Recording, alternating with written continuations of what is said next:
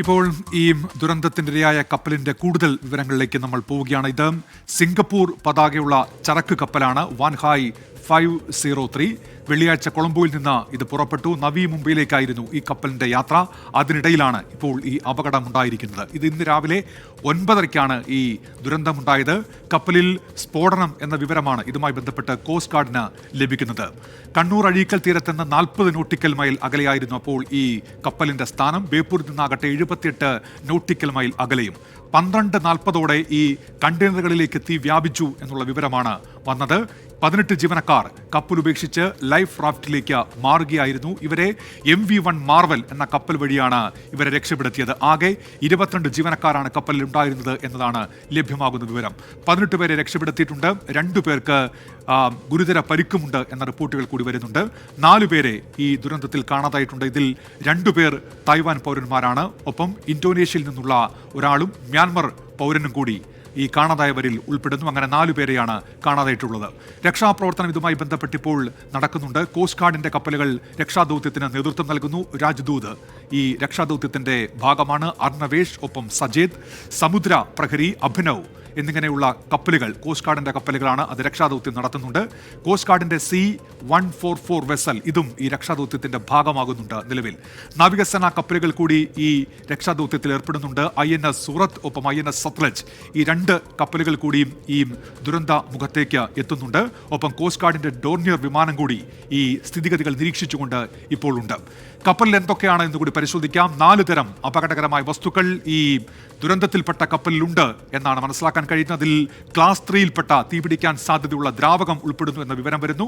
Class 4-1 അതായത് തീപിടിക്കാൻ സാധ്യതയുള്ള ഖരവസ്തു ഈ കപ്പലിന്റെ ഉള്ളിലുണ്ട്. മറ്റൊന്ന് ക്ലാസ് 4-2 തനിയെ തീപിടിക്കാൻ സാധ്യതയുള്ളവയാണ്. മറ്റൊന്ന് ക്ലാസ് 6-1 എന്ന കാറ്റഗറിയിൽ പെടുന്നത്. ഇത് വിഷമുള്ള രാസവസ്തുവാണ്.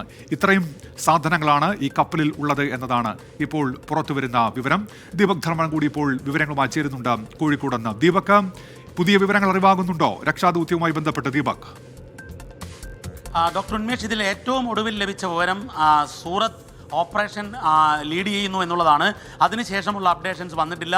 മാത്രവുമല്ല, അവിടെ ഓപ്പറേഷന് ചില ദുഷ്കരമായ സാഹചര്യമുണ്ട് എന്നുള്ളതും. ഈ ഓപ്പറേഷൻ 3 തലത്തിൽ നടക്കുന്നു. ഒന്ന്, രക്ഷാപ്രവർത്തനം അത് കോസ്റ്റ് ഗാർഡിൻ്റെ ഒരു കപ്പൽ ഉപയോഗിച്ച് നടക്കുന്നു.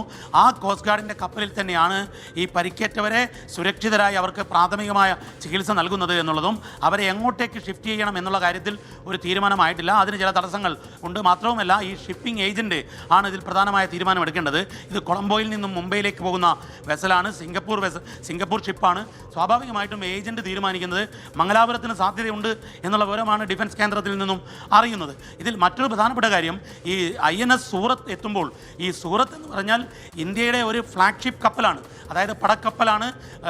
വളരെ കൃത്യമായി പറഞ്ഞാൽ ഈ കാർവാർ മുതൽ കൊച്ചി വരെയുള്ള പുറം കടലിൽ പാകിസ്ഥാൻ്റെയും മറ്റും ആക്രമണ സാധ്യതയെ കൃത്യമായി നിരീക്ഷിക്കുന്ന കപ്പലുകളിൽ ഒന്നാണ് ഈ കൊൽക്കത്ത ക്ലാസ് സീരീസിൽപ്പെട്ട ഈ INS സൂറത്ത് അവിടെ എത്തിയെന്ന് പറഞ്ഞാൽ തന്നെ അതൊരാശ്വാസ സൂചനയായിട്ടാണ് ഡിഫൻസ് കേന്ദ്രങ്ങൾ വിലയിരുത്തുക. കാരണം അതിന് പലതും ചെയ്യാൻ പറ്റും എന്നുള്ളതാണ്. ആഴക്കടലിൽ നിന്നും റഡാർ ഉപയോഗിച്ചുകൊണ്ടുള്ള വിവരങ്ങൾ ശേഖരിക്കാൻ, ദൃശ്യങ്ങൾ പകർത്താൻ വേണ്ടിയുള്ള സംവിധാനം ഉൾപ്പെടെ ഈ INS സൂറത്തിലുണ്ട്. മാത്രവുമല്ല, തൊട്ടു പുറകെ INS സത്ലജ് പുറപ്പെട്ടു കഴിഞ്ഞു. സത്ലജ് പുറപ്പെട്ടിട്ട് 2 മണിക്കൂർ പിന്നിട്ടു. 4 മണിക്കൂർ കൊണ്ട് ഹൈ സ്പീഡിൽ അവിടെ എത്തും എന്നുള്ളതാണ്. അത് പുറപ്പെടുമ്പോൾ അതിൻ്റെ കമാൻഡിൽ നിന്നും നമുക്ക് വിവരം ലഭിച്ചത്. അങ്ങനെ നോക്കുമ്പോൾ സത്ലജ് കൂടി എത്തുമ്പോൾ ഒരു ഹെലികോപ്റ്റർ അതിലുണ്ട്. ആ ഹെലികോപ്റ്റർ ഈ നിലവിലുള്ള ഡ്രോണിയർ പോലെ ചെറുതല്ല, കുറച്ച് വലിയ ഹെലികോപ്റ്ററാണ്. ആൾക്കാരെ ലിഫ്റ്റ് ചെയ്യാൻ പറ്റും. അതായത് എയർ ലിഫ്റ്റിങ്ങിന് വലിയ രീതിയിൽ ആൾക്കാരെ കയറ്റാൻ പറ്റും. മാത്രമല്ല, കണ്ടെയ്നർ പോലും എടുത്തു പൊക്കി മാറ്റാൻ പറ്റുന്ന വലിയ ഹെലികോപ്റ്റർ ഉള്ള വലിയ വിമാനം, ഇന്നിങ്ങനെ പറയാം, വിമാനമുള്ള ഒരു കപ്പലാണ് INS സത്ലജ്. ഇത് രണ്ടും കൂടി ഒരുമിച്ചെത്തിയ ഓപ്പറേഷൻ ഏറ്റെടുത്താലായിരിക്കും ഓപ്പറേഷൻ അതിൻ്റെ പൂർണ്ണതയിൽ എത്തുക എന്നാണ് ഞാൻ കരുതുന്നത്. ഏതായാലും ഇപ്പോൾ INS സൂറത്തിൻ്റെ ഓപ്പറേഷൻ തുടരുകയാണ്. ആ ഓപ്പറേഷൻ്റെ പുതിയ വിവരങ്ങൾ ഇപ്പോൾ ലഭ്യമായിട്ടില്ല. ഏതായാലും നമ്മൾ പ്രതീക്ഷിക്കുന്നത് 1 മണിക്കൂറിനുള്ളിൽ അടുത്ത വിവരം കൂടി എത്തുമെന്നാണ് ഡോക്ടർ ഉന്മേഷ്.